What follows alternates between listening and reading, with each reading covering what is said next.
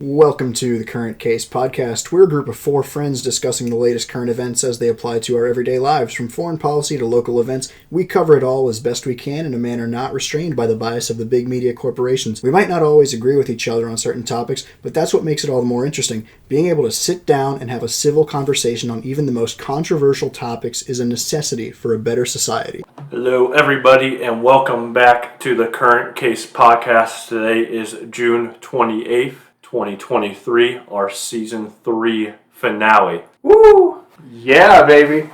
Welcome back, Matthew, for like 2 minutes, and welcome back, Cameron, for like a half hour. Hey, what's up, everyone? I'm alive. We're doing good. Got to bounce, though. You fucking bailed out again for like the 10th time this season. And we have Cameron back. Where the fuck have you been? Last week I overslept. Figured as much. Classic Cameron L. And were you even there the week before that? I swear you were absent. You were like absent 2 weeks or something. Was that true? Or was that Matthew? It was one of you guys. Yeah, I don't remember. God well, it was fucking one of you. God damn it. Well, we are here again, Season 3 finale, meaning next week there will be no episode. I have if you guys haven't noticed, there's been a lot of changes that we made, video titles and everything else. Ashton and I did an emergency episode back, I think it was on Saturday, right, Ashton? Yeah, I think so. That was when Prigozhin went on his half-a-day coup against Putin. Yeah, so we'll kind of get updates on that. So we do plan on continuing that. There'll probably be some big format changes the next season as well. We're going to discuss during the week we have off.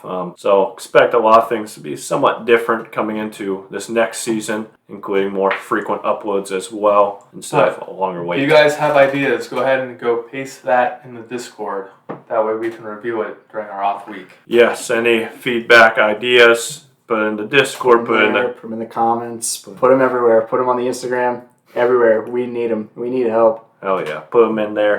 And as always, make sure to follow us on Discord. Join our server. Link is open.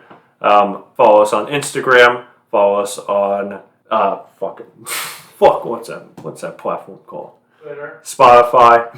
Follow us on Spotify, and of course, make sure to leave a like on our YouTube channel as well. So, with that being said, as Ashton said earlier, we did an emergency episode over what happened, that mini coup in Russia. So we actually did it at a really good time, Ashton. Yeah, it was literally right as it came to an end. Yeah, basically it was like wrapping up, so we didn't have to speculate too much. So obviously it's been a couple of days. Things have been said by all sides now. And Cameron, did you follow it much when it was happening? Not really. I mean, I heard a little bit about it, but I didn't really follow it super closely. It was, when it was happening, it was a big shitstorm, that's for sure. Yeah. Literally had no idea it would end up in the most anticlimactic way ever. But yeah, that's kind of interesting, and like, not to go off on like a tangent, but I think, I'll just be honest about it, I'll be blunt. Our show's been having issues the past few weeks, and I think that's because we kind of like stopped discussing news as it relates to us, which, that's at the core of the show, right? Is like discussing world events as they relate to our lives. So why don't we talk about that a little bit? Like this, it ended kind of weird, right? Yeah. Anticlimactic. Like Kremlin was just like, go home, don't do this again. Which, you look at like the January 6th thing and it's like straight to gulag, But, right. But when you literally try to like take over the Russian government, they're just like, no, just cut it out and go home. I mean, it's kind of weird, right?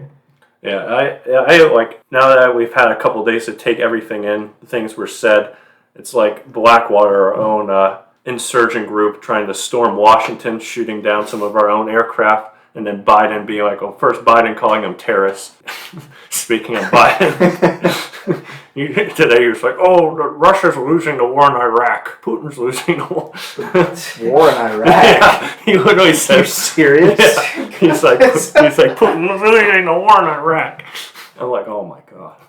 No way, dude. Get that guy out of there. What a clown. Hey, I'm pulling up this clip. It's too funny not to pull it up. 1 second. To what extent has Vladimir Putin been weakened by recent events? It's hard to tell, but he's clearly losing the war in Iraq. He's losing the war in It's a war in Iraq. What a joke. This is flying around the world. It's not just NATO. It's not just the European Union. What did he mean by this? I don't know. What is bro waffling about? We see him say the war in Vietnam. Hey, at least he's not Trump, right? He's not that far. True. He's not the orange. No more mean tweets. Yeah, no more mean tweets. He's not that No far more, off. no more mean tweets about drone strikes. You know, look back at Obama when he drone striked and killed millions of innocents. Well, maybe not millions, but when Obama killed thousands of innocents with drone strikes, he didn't make mean tweets about it. You know, why can't Trump have that kind of like consideration for the people he's blowing up? Yeah. Drone strike in peace is what I say. God. So Putin's losing the war in Iraq. So we've had a couple of days to digest it. And yeah, as I said, it's like the whole thing was pretty bizarre. Well, it's making that analogy that Blackwater storming Washington, shooting down an aircraft. Biden calls them terrorists, but then all of a sudden he's like, actually, you guys are good. You can go to Canada. You guys can live there. And that's basically what happened with Putin and everything else. So now that we've had a couple of days to digest everything, I mean, what the hell was the whole point of this? Is something bigger going to happen? Like, did it really just end like this? Like, it's just bizarre, I would say. And even still, I'm left with more questions than anything else. Yeah, I mean, it's just like a weird like side chapter in this whole like saga. Like, how does this affect the end? Like, when is it going to end? Like, Right. Like, what's going to happen here, you know? Like, I was really hoping that, like, this guy would succeed with what he was doing and Russia would just kind of, like, have to deal with that for a little while instead of, like, going to war with Ukraine even longer. But apparently that's not the way it turned out. So, I don't know. What do you guys think? No, I wasn't a big fan of Prigozhin taking over. He's by all accounts more insane than Putin. And honestly, he'd probably go all out with the war. Whatever they have left, he probably would send. I mean, I agree with this, he's been described as at least more realistic compared to Putin. He's not as delusional. But at the same time, I don't know, this guy would not bring stability to Russia either. Yeah, if Prigozhin was in power, he'd be hitting the full-on mobilization button a lot sooner. Exactly. So I know a lot of our world leaders, I think that's what Biden was getting at there. He's like, oh, Russia's going to fall apart soon. I know what Blinken was like, I don't think this coup is over. I think it's just like a temporary pause and stuff. So a lot of our world leaders are predicting it's still going to, like Russia's at a high state of instability right now. Things are not over yet. So I don't know, what are your guys' thoughts? You think this ends here? Is this going to kind of boil over to something else? Are we going to see more turmoil come out of Russia pretty soon? What do you think, just based on what you know? Well, as far as I can see, even if Wagner doesn't do anything again against Russia, this is another point of no return, I feel, for Russia's efforts in Ukraine. I mentioned it before in our emergency episode, but Wagner was actually one of the few units of the pro-Russia forces in Ukraine that was actually competent after the VDV and the Spetsnaz got gutted early on. Jesus, his motorcycle's so loud. I bet that's getting picked up in the microphone too. That fucking thing you hear like 10 miles away. I know. Oh, fuck. But yeah, sorry, Ashton. I'm seeing, it looks like Wagner's been kind of disbanded, it looks like. Effectively, basically yes. Absorbed into the military. More or less, yeah. Which, I mean, Putin should have probably done that from the start. Yeah, but Wagner was originally not meant to be this sort of frontline force that was basically taking over Bakhmut. Right. Originally, the whole point of Wagner was basically to act as like one of Russia's. I'm pretty sure many of us have heard the term "little green men" before. Yeah. Yeah, right. But yeah, the whole point of Wagner was basically to conduct operations that would benefit Russia, but with plausible deniability. They've been doing this all over Africa, and in many ways, you can actually see the resemblance to the East India Company in a lot of what Wagner is doing in Africa. Right, and yeah, that's my next question. Like, what's going to happen in Africa now? Because I know Wagner has a big presence over there, and if they're basically being absorbed, what's going to happen to that gold and all that, the treasures they extort from Africa? I don't know. Probably most likely, the Wagner will be forced to withdraw its forces from there. If they're going to now be considered official Russian army forces.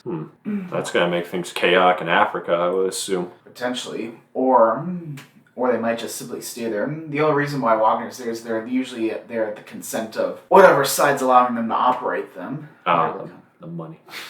Exactly. Gotcha. Well, with that being said, so what's going to happen next? Do you think, because I've heard, I mean, it's all rumors at this point. Like I heard they want to open up a new offense from Belarus again. I highly doubt that's going to happen. Mainly because the last time that happened, that failed. And as I stated previously, there's this thing between Belarus and Kyiv called the Chernobyl Exclusion Zone. Yeah, they'll just build some trenches. Dig some more trenches out there. Oh yeah, that'll turn out real well. They did that before.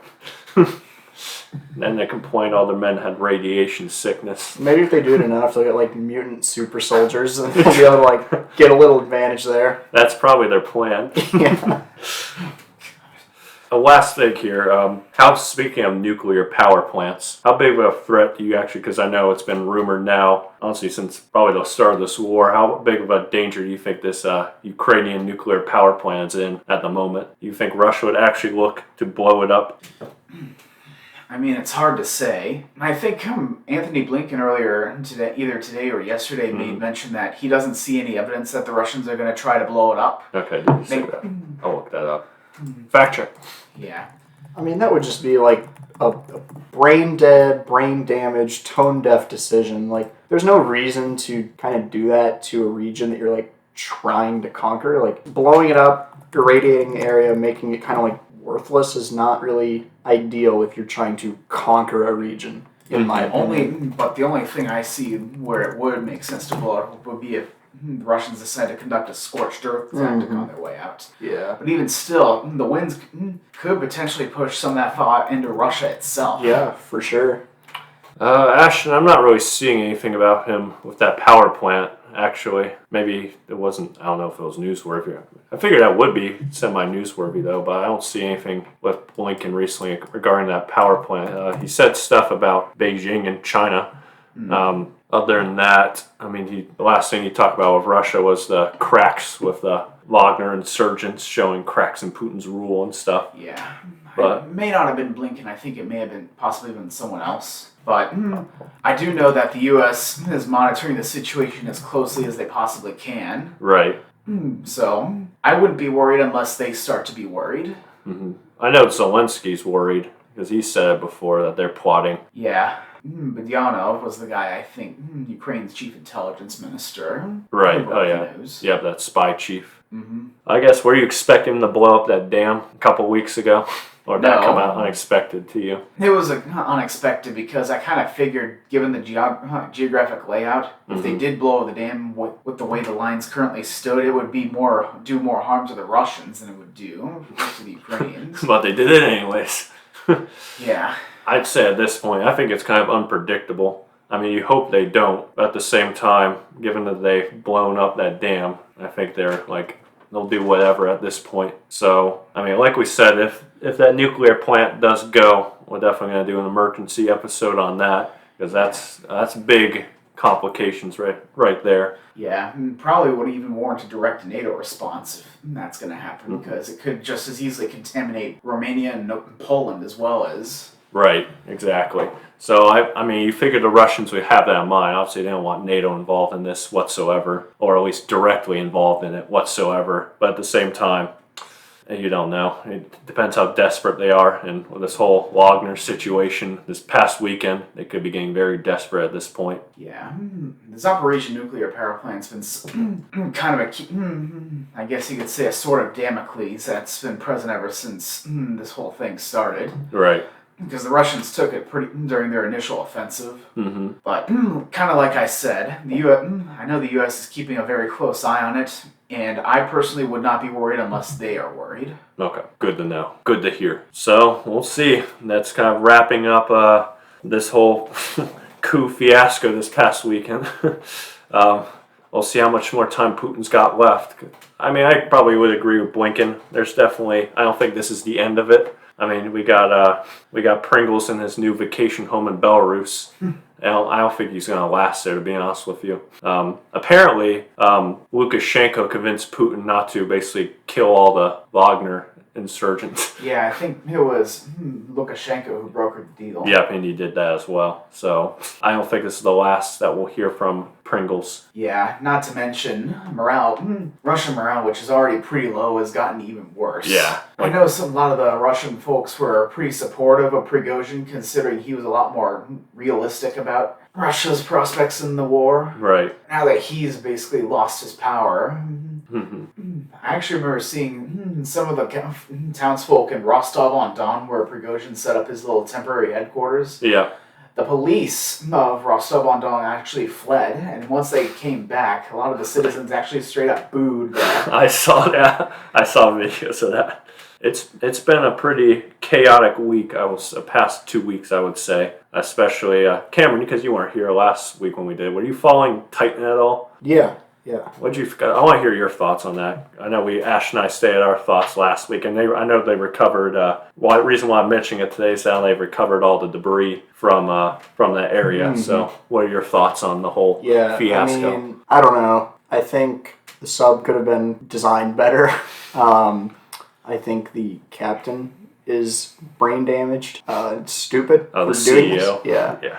I know there's like a lot of eat the rich sentiment going on, like, these people got what they deserve. There was rich people playing a stupid game doing this because they thought they had the money to do it, which I don't know, that's just like a tone deaf, wealth envy based response to me. Right. It's still human life, it was lost, and they weren't really doing anything wrong. They weren't hurting anybody by doing this. So, it's really the loss of life to me is tragic, Mm-hmm. I mean, you're free to just hate rich people for the crime of having more money than you if you want, but I don't know, it's kind of pathetic that people are celebrating this loss of life to me. I mean, I could see people being mad at the tax dollars they have to spend in this search now.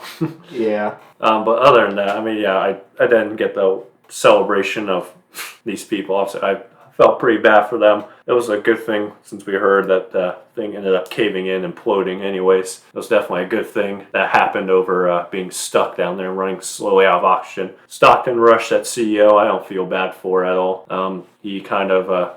He ignored safety protocols, refused to hire 50-year-old white guys. Yeah, I mean, if you're going to make fun of somebody, it should be this guy. He's the only one that, you could argue deserved what happened to him. Yeah, and the 4 other people, like I said, I think they're kind of victims and all that shit. So I don't think... I wonder if Ocean Gate's even, existing as a company anymore. If they file for bankruptcy at this point. Is that... Obviously, debris has been accounted for. Are they getting sued? Yep. Oh, okay. There's a lawsuit going on right now. But the lawsuit was... it was a lawsuit before Stockton Rush's death. Oh. And then it was dropped, obviously, since he is no longer of the living status. So, I guess, hey, the bright side, you got out of a lawsuit. Well, for how long? Forever, because he's dead. Yeah, But I'm assuming Ocean Gate probably is no longer going to be a company after this. And I say good riddance to that. Yeah, you're not willing to follow basic safety protocols. Why the hell are you even operating? Right. See, and damn it, Cameron, I wanted to hear last week as well, because we also talked about Reddit a little bit. Obviously, Reddit still hasn't budged on shit at all. So, Dang. Average Reddit moment. A surprise there. July 1st is when the changes come in.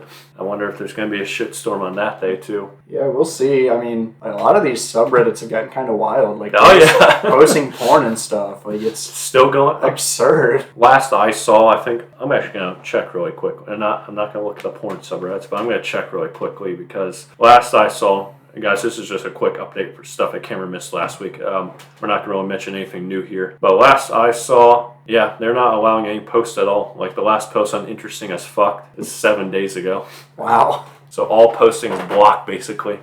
And I think they told the moderators to said this last week too that basically GTFO and will replace your ass is replaceable. Who wants to willingly mod a subreddit that you don't get paid money, like you can't do shit on it, everyone hates you? It's like, why would you want to actually willingly do that? So Reddit's fucked, I think. July 1st is the change, and that's going to be an entertaining day. I will say that. So that was kind of last week with Cameron missing. With that being said, I kind of wanted to introduce this topic. I didn't want to really go into this yet. I've been trying to get my brother Alec on for like months now. He said eventually he will find time to get on. But I did want to at least talk about climate change in a very shallow sphere, I guess, because outside our air quality right now is the worst I think I've ever seen. Yeah, no thanks to Canada's heavy smoking habit. Fucking Canada. But like Before I leave, because I gotta go do something, I got a hair appointment. But before I get out of here, don't you guys think it's kind of like suspicious that all of those fires in Canada kind of happened around the same time? Like a bunch of them happened, and it all started at like the same time. Are you saying It's kind of weird. Are you saying the Canucks started this? I'm saying somebody started it. Somebody started it on purpose. It's my gender reveal party. Hey, come on, chill. Cameron once again being our local conspiracy theorist. Actually, it probably was a gender reveal party. Like that's what started the California wildfires last year. I assume it was. I mean, I think I read an article about this last week because when these fires first started happening, it was 3 weeks ago. We started noticing smog and haze in the sky. Goodbye, Cameron. Have a fun haircut. God bless you. We started noticing the smog and haze 3 weeks ago, right? I didn't think it was. I mean, it was blanking out the sky, but it wasn't hazy on the ground. Yeah, I think New York got the worst of it when this first happened. Right. Now Chicago is getting the worst of it. Yeah, and I argue we are definitely getting a lot of it now because like today I woke up this morning, I was like, is this fog? It was bad. Yeah. Yesterday the air quality I think got up to 160 at one point. I think today was actually, I'm going to check it really quick. I think our air quality today is actually worse because I didn't, yesterday, I don't think it was that smoggy yesterday compared to today. 180 today. Oh boy. Even worse. That's what I figured. So it's almost unsafe for a normal person to be outside at this, or a person who doesn't have breathing problems to be outside at this point. We had to limit what the kids could do outside, how much they could run.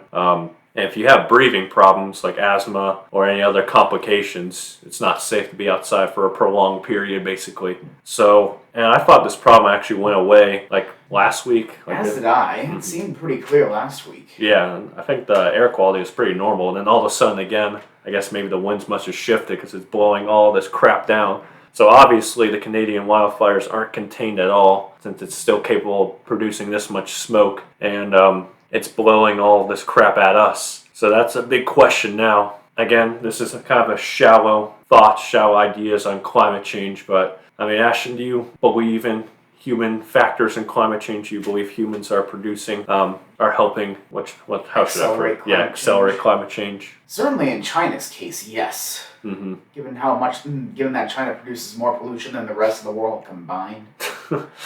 But coal, yeah, how many coal plants they got out there? Don't they heavily use coal? Yeah, hundreds, and they're still opening more. They always claim, we're going to switch to green energy. That never happens. Yeah. Their whole green energy projects are literally just a bunch of Potemkin projects. Right. Exactly. What about out in the Western world? Do you think we're just as bad as China? I don't think so. I mean, one could argue that with a lot of Western companies doing business in China, that's partially doing that, but... Oh, speaking of New Zealand today, they're like, we're having a we're going to have quality relations with China. They're our friends. We're a little concerned about their. It was so bad. They're like, first, we're a little concerned about their human rights violations, and we're also concerned about them wanting to expand and their aggressive actions along the South China Sea. But other than that, we're going to be great partners and friends with them. Oh boy. I'm like, how dense can you possibly be? Yeah. It sounds like something our politicians would do. It's Are doing. Yeah. Macron. Macron, and who else? Scholz. Blinken getting his speaking with, trying to get his high-level meeting with Chinese officials. Yep. We've been preaching to the choir at this point. When is it? It's time to cut off relations, guys. Just stop. Every time I see these Western leaders reach out to China, it's like, guys, just stop it. You're gonna get fucked over sooner or later. China has aggressive actions in the South China Sea. Will backstab you. And will backstab you. It will turn out like Russia. Once they invade Taiwan, are you still gonna actually do business with them at this point? It's like, come on, guys, really. But anyways, that's a little off topic. I know we beat the bush. Oh, sorry, go ahead. On the topic of climate change, I do think that... Is something wrong? No, that's just my laptop. Okay.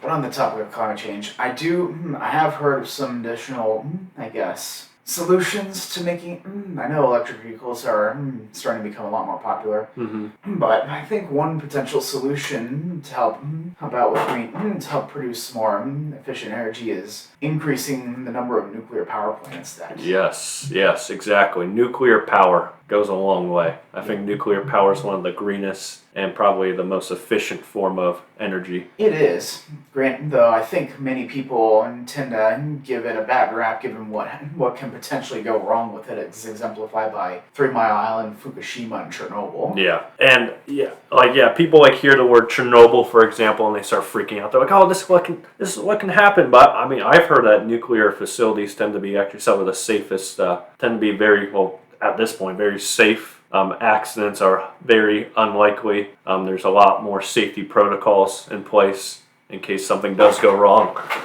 Yeah. I also hear that the reason why things like 3 Mile Island and Chernobyl happened was largely down to human error. Yeah. Obviously, the Soviet Union, they were neglecting their facilities. And of course, they covered it up after as well. So or at least tried to. At least tried to. So, I mean, a lot more could have been done there. So, assuming that you have competent people running the plant, which usually most of the time that is the case, I think nuclear power, nuclear energy is the way to go. It's the way of the future. I mean, you have environmentalists who are like, oh, yeah, like you said, there's this fear of the word nuclear. It's like communism, the Red Scare. Yeah. But it's way more efficient, way better for the environment compared to, honestly, any alternative source of energy at this point. And we have to make that switch sometime. Yeah. Not to mention, I've heard a lot of promising projects that promise to make nuclear energy a lot more powerful, a lot more efficient, and even a lot more compact. Right. I heard that as well. Now the problem is, will it get the support that it needs to really put those projects into place? Because you do need support for it still. I do suppose the politicians at the White and Congress can be convinced. You just have to market it properly. Yes, you have to campaign. You have to make sure that that the message is properly broadcasted and delivered to them. So I'm glad, Ashton. I'm pretty sure. I bet Matt and Cameron probably also think nuclear power is the best form of energy and something we need to move forward with in the future. Yep. I know Matt, and this is why I wanted to hold this off for next time, especially when I get Alec in here, because I know Matt might have different opinions on climate change. Cameron might as well. So, like, a big topic for next time, I kind of want to talk about climate doomerism. I always see, haven't you noticed actually like an uptick of doom articles from like the big media saying we're basically fucked, that our ocean temperature is basically unbearable at this point. Yeah, I've seen those around every now and then. Yeah, like the ice is melting at rates we can't control anymore. Basically, we're all screwed. So I really want to confirm with Alec, especially, like, see if that's like something to take seriously. Yeah, take seriously, or if it's just clickbait stuff, basically. Personally, I'm kind of more inclined to believe it's clickbait, considering this is mainstream media we're talking about, and clickbait titles are pretty much unanimous across mainstream media these days. But Yeah. also, I tend to notice a lot of people falling for this fallacy that of following trends. Basically, if the line is going up at the moment, people are going to assume it's going to continue going up ad infinitum, and if it's going down, people are going to assume it's going to continue going down ad infinitum. I can actually point you to a kind of a good example behind some of these projections. During the Cold War in the 60s, some CIA analysts actually predicted the Soviet Union would eventually overtake the US in terms of economic power. Yep. And ultimately that didn't happen. Too busy spending on the arms race for that to happen. Yeah, not providing for their people. Nope. But yeah, I will say, take these articles with a grain of salt and be wary of that fallacy. Don't assume that trends are going to continue forever. Yes, read through the articles, see what their sources are, see like who's writing them. And beware of the woozle effect. Exactly. I know we discussed that in one of our previous episodes as well. Yep. So, and that's the problem with that 24/7 media. They need, and I feel like honestly, even us, we have to rely on clickbait sometimes in a sense to get views. But I don't know what it is. That might be a whole different study, a whole different topic on our just basic attention span and why we need to have clickbait for us to click on stuff. Like how was media consumed in the past compared to now in the present? I guess one little theory behind that is that there's so many different options nowadays compared to the past where you only really had a couple sources to read from, so you could read it anyways. But now obviously there's like a bunch of news networks out there, a bunch of media sources. Yeah, and you've got shorts, you got... Yeah. So obviously they want to have the most clickbaity title so they can draw the most attention. So if I say, oh, climate change could possibly be controlled, but here's the studies, that's not going to draw any views. Over, the ocean levels are way too high, we are all fucked, the world's going to end by 2050. That's the one that's going to draw in the views and attention. So yeah, I will actually think that in some cases, if used properly, I think maybe, quote unquote clickbait could actually be used for more beneficial purposes. If it's simply to draw attention to what you're trying to say, if you want to give a well thought out analysis, sometimes you may need to give that little bit of spice, that little bit of an attention grabber to hook people in. yeah, there's a difference between a hook and clickbait, I would say. Yeah. Like if you talk about it in your article, I think you're fair to put that in your title. But if you like just randomly pull out something that you never even mention in your article, which does happen a lot, that's what makes a big difference. Or another common thing that I've noticed, like videos, articles, because Asher, I'm assuming you've seen a lot of videos with clickbait too. All too often. Yeah, like they'll maybe have a little like chunk of it, a little section of it in their video, but it's like 5 seconds long or something like that, and they just skip over it for the rest of the video. I've noticed that too. So, like I said, Ash and I, it sounds like we both believe climate change is probably driven by a human factor. And again, when Alec comes on, hopefully we'll have Matt and Cameron back. We'll go a lot more in depth with this because I really want to talk about debate whether it is a human factor or not, or whether or not it can be controlled and contained, and whether these articles are wrong, or as we say, clickbait, or if they actually do have a point to them. So that will be kind of in tune for our next season. Anything you want to add, Ashton? I don't think so.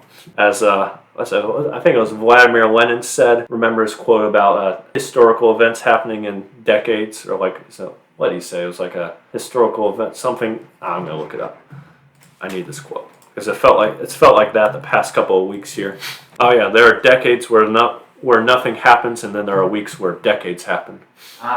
That's actually a good point. Yeah, and it's felt, especially with this coup this past weekend, it's felt like that. And of course, everything with the Titan, which was a pretty big story too. Yeah.